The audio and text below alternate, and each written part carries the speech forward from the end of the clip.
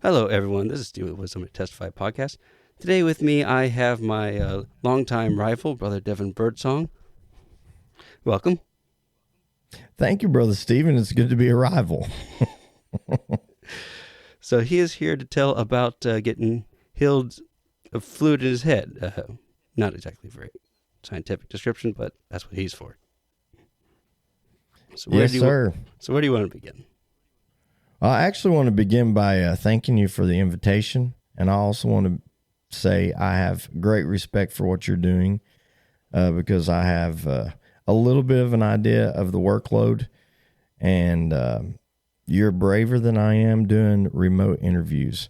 I haven't done so well with that. So thank you for the invitation, Brother Stephen. You're welcome. Yeah, so you had reached out to me about my recent health struggles. I started back in March of this year, 2024, noticing some minor issues. I was born premature, so I've had just really relatively minor issues from that. They had told my parents when I was born that there was going to be some major issues. They haven't had the audacity to tell me whether there's real major mental problems going on, but that's debatable, I guess. I listened to your podcast. I can answer that question. I understand. No, I have been having some hearing difficulties for really probably a couple years. And so I went to see a hearing doctor. It was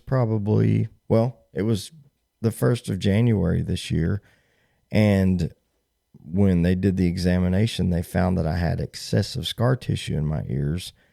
My hearing loss was compatible with people my age, but she said that the scar tissue was probably causing she called it hearing fatigue, which I guess in essence was just causing me to have a real difficulty in large crowds, differentiating sounds, and in turn, they thought that was causing increase in migraine headaches, which I've had since I was just young. So I asked, what the treatment was for that. So her suggestion was, with technology where it's at, they can do a lot of things with hearing aids. So I opted to be fitted with hearing aids. So we tried that somewhere, I don't remember exactly, maybe a month or so later, February, March of this year. So when I first got fitted with those, they did seem to help. But she told me that I would probably experience some weird things getting used to the hearing aids, like balance issues, a little bit of dizziness. So sure enough, in March of this year, I was in church. I'm a pastor, and in church during the singing, and I had my eyes closed and felt like I was falling forward. I did not, but that's the sensation I had. So it was kind of odd. Obviously, the migraines have been something that I've had, so I wasn't extremely concerned about that. And so the symptoms with this falling forward sensation persisted. So I made another appointment with her, and they decided that I might be having some form of vertigo. So she referred me out of her office to another doctor. And by the time all that happened, we're probably looking at, May, somewhere around there. And honestly, I was frustrated at having to be referred out to another doctor.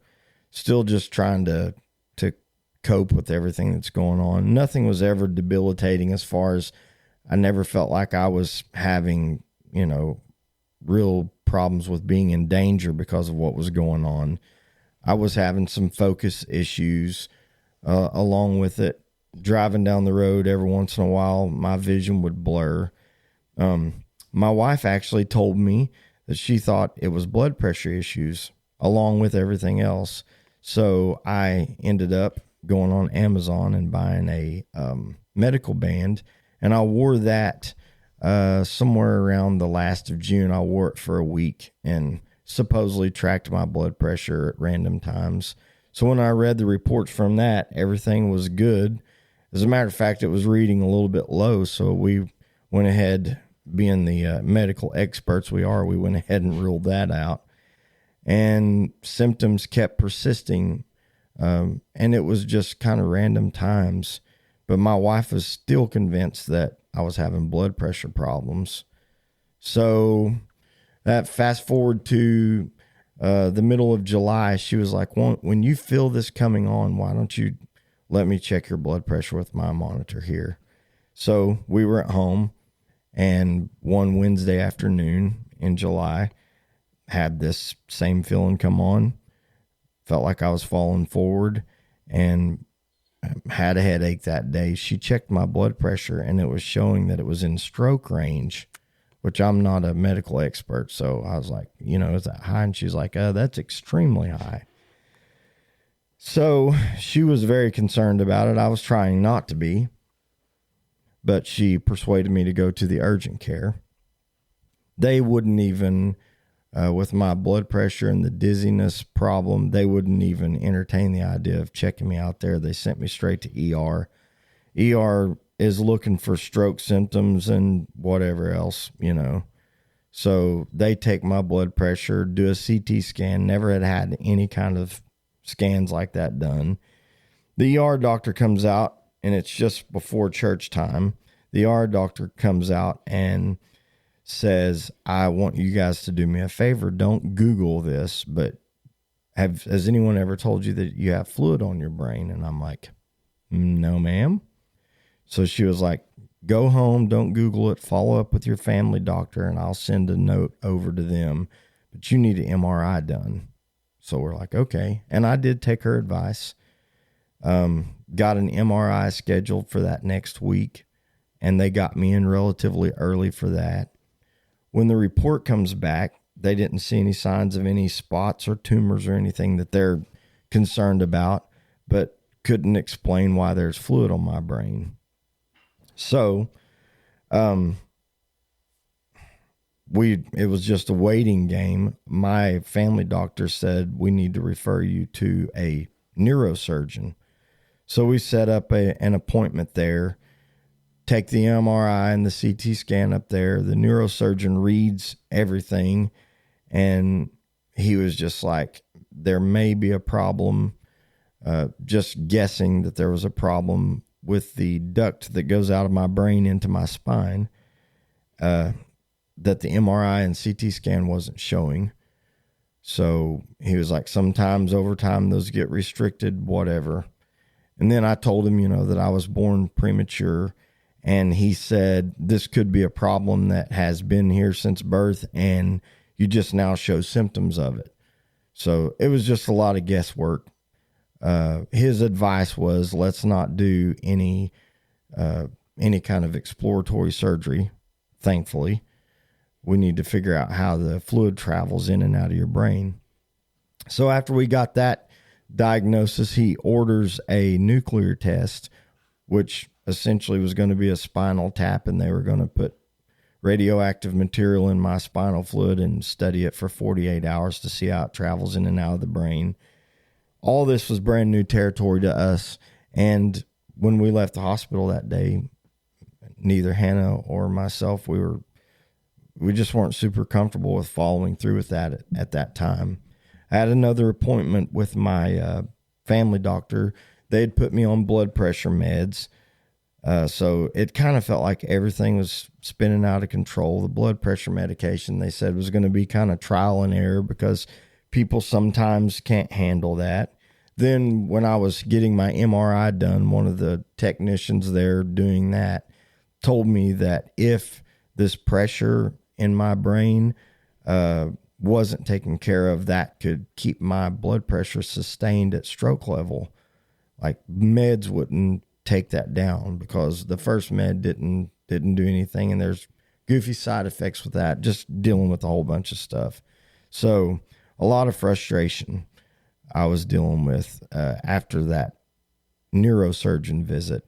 And then didn't know this, but neurosurgery had to refer me back to a neurologist, and it's an extremely long waiting list to get in there. So we just kind of felt like we were caught in the middle of all of that.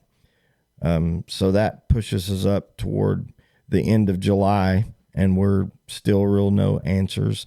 I'd went to a couple camp meetings and just, during service, having some just crazy feelings, just feel like you're falling forward every time you keep your eyes closed for very long.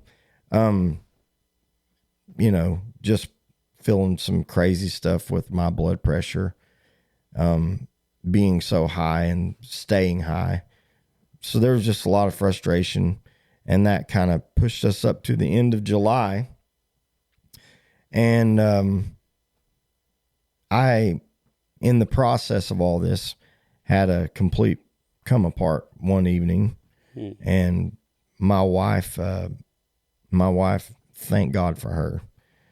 And when I just couldn't seem to handle it, I had a total breakdown, and she said, "I'm going to pray for you."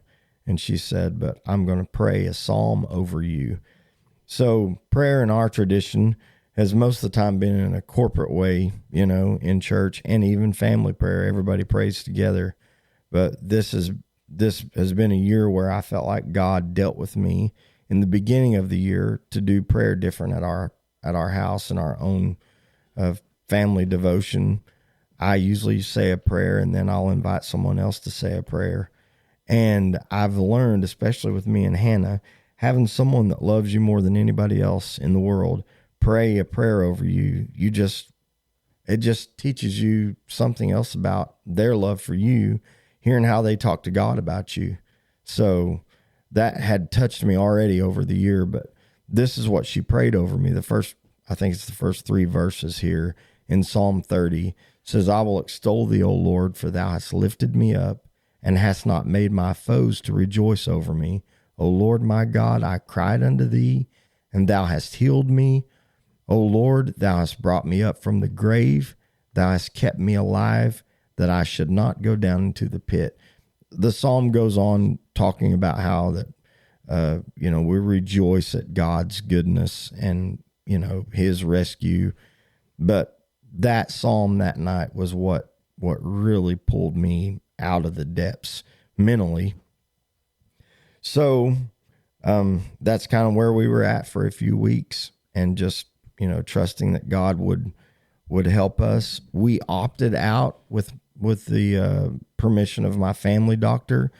We opted out of doing the nuclear test. I talked her into allowing me to see if blood pressure meds would help for a little while. And she was like, "Look, I just don't want you to get worse, and you feel like that I'm not trying to do everything that I can." And so I had a very frank conversation with her. I said, I'm a minister. We're very strong people of faith, and we want to give God a chance. And she said, "Well, I know that this is not often talked about in the medical field," but she said, "I'm a very strong person of faith as well. So I'm totally fine if that's the route you want to go. I just don't want you to think," she's like, "I see your case, and it is urgent as far as my standpoint goes. I just, want you to feel like that I'm doing all I can as a doctor."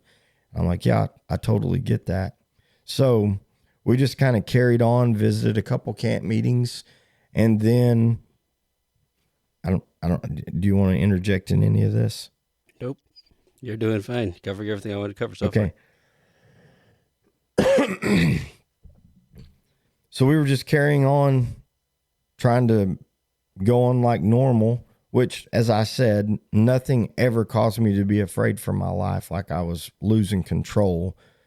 It's just enough to really be in the back of your mind all the time. Just things just kind of bug you. Like I said, a few times driving down the road, my vision would blur. As soon as that happened, I would pull over, have her drive, or if I was by myself, I would pull over until that was over with. But I never really felt like I was in real danger.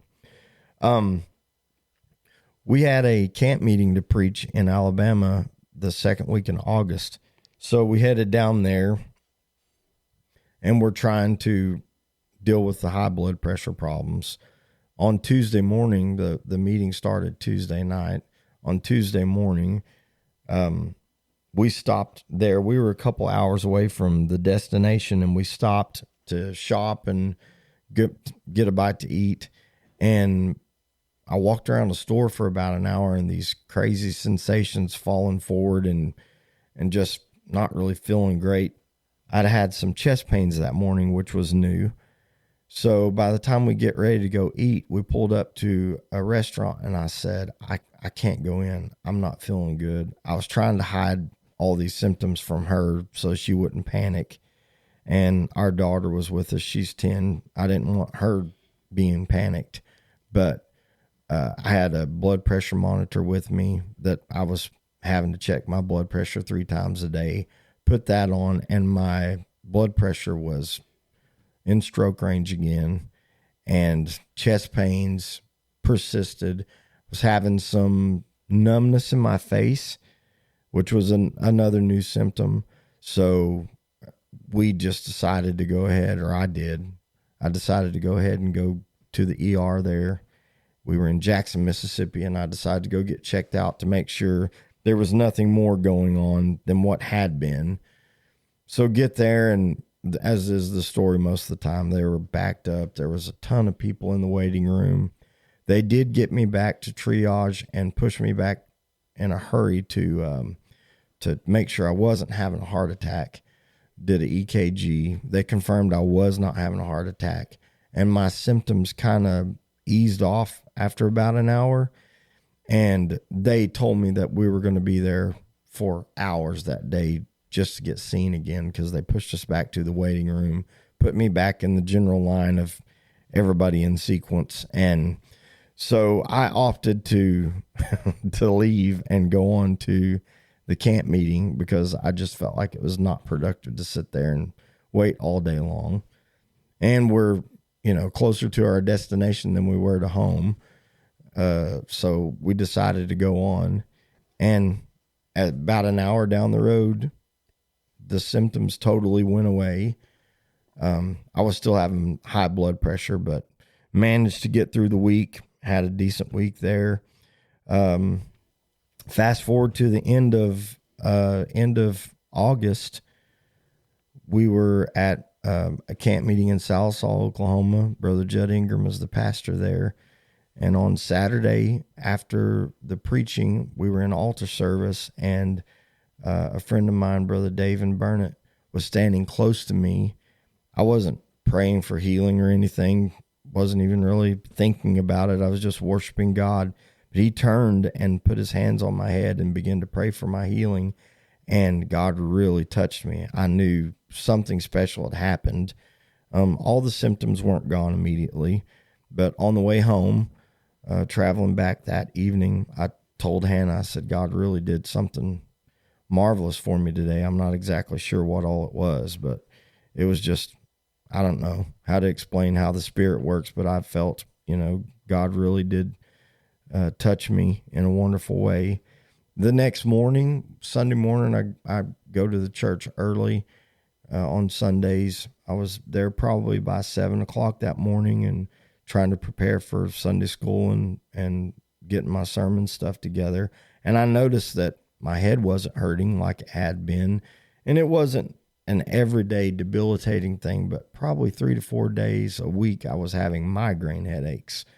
And on medicine for that, but I hadn't taken anything, and I felt total clarity while I was studying, and that was different. I felt like my focus was better. Just all the way around, I felt better. So I started checking my blood pressure that week, and it actually was dipping below normal range, which it had been. Yeah, go ahead. When you say below normal range, do you mean what is considered normal on average or normal for you? No, normal on average. It was like 117 over 70. Okay. So I think 120 over 80 is what they consider normal, or healthy range or whatever. I was getting some readings down as low as like 112 on the top and staying in the 70s on the low side, on the lower number. And that was certainly not where it had been. Even on meds, I was still, it was not in stroke range, but it was high. So, that whole week, I kept telling Hannah, I feel amazing. It's no headaches. So then I started keeping track of how many days I went without a headache. And with the exception of, sinus pressure every once in a while, I have not had a headache in 3 months now.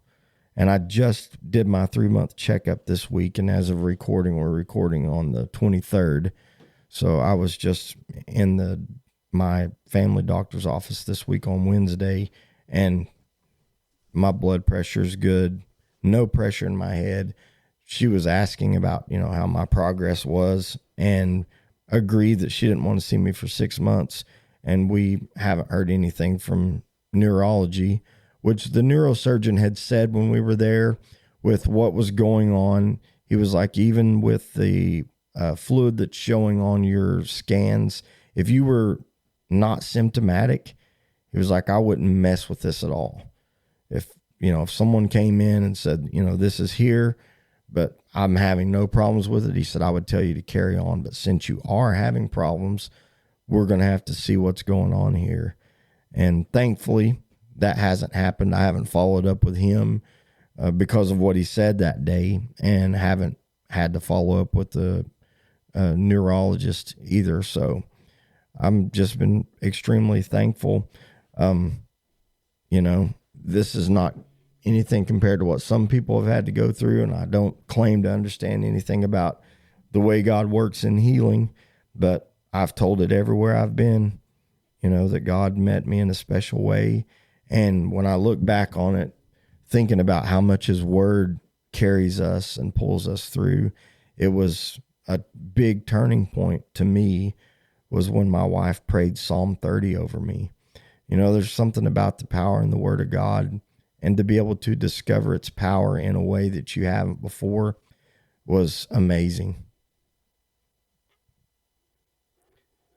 All right, I do have one secondary question. Do you happen, when you say you had fluid in the brain, did they tell you where it was and you remember what they said? Yes. So there's this is just kind of working off of memory. There's a couple of different, there's 4 ventricles in your brain. So I had 2 fluid pockets that are normally there, but they were enlarged on either side of my brain. So my understanding is your body produces a certain amount of spinal fluid a day, but your brain can only house a third of what it produces in a day. So it pushes the rest down into your spine.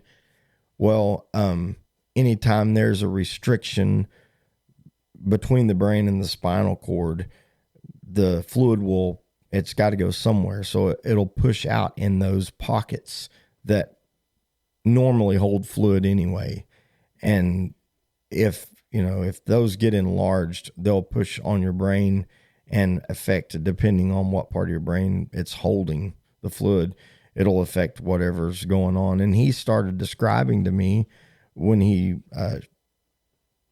talked to me about where it's at, he started describing some of my symptoms.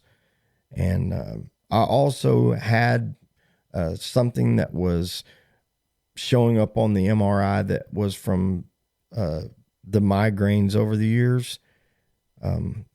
Essentially, it was a little micro blood vessels that had burst that were still showing up, but it was like a byproduct of the migraines. So not anything like that would cause stroke or whatever, but it just showed to be there. So would you happen to know? I learned more about the brain than I knew previously when I was sitting in his office. Yeah, I just learned a chunk more than I knew. Do you happen to know what number of ventricle they named, or you just remember it's on either side? I remember it was on either side.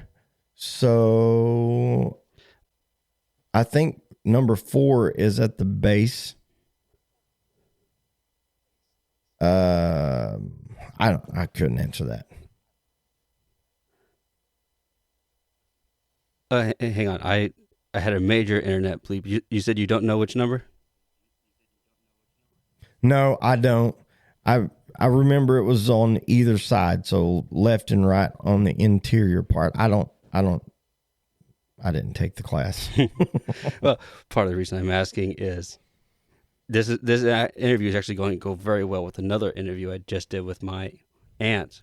One of her daughters had was born with fluid on her brain, and it going through ventricles. My cousin was on the 4th ventricle, and I can consult Okay. with a cousin or two of mine that might could explain ventricles better than I definitely can. You explain it better than I can. I understand. So.